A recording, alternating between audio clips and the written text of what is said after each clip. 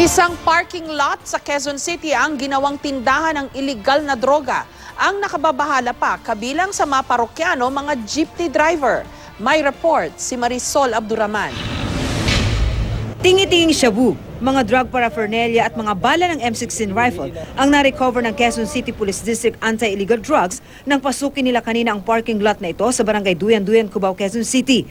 Ayon sa QCPD, sa parking lot daw na ito nagaganap ang bentahan at paggamit ng shabu ng mga jeepney driver. So habang nakaparada sila dito, siya yung nagbibigay ng drugs, ng shabu sa mga nahuli natin. At dito na, kung makita nyo yung truck na yan, sa likod niyan, sa loob niyan, diyan na rin nila sinisinghot or tinitake yung drugs. 18 kabilang ang 3 babae ang arestado sa raid. Bakit po nag-operate kayo ulit?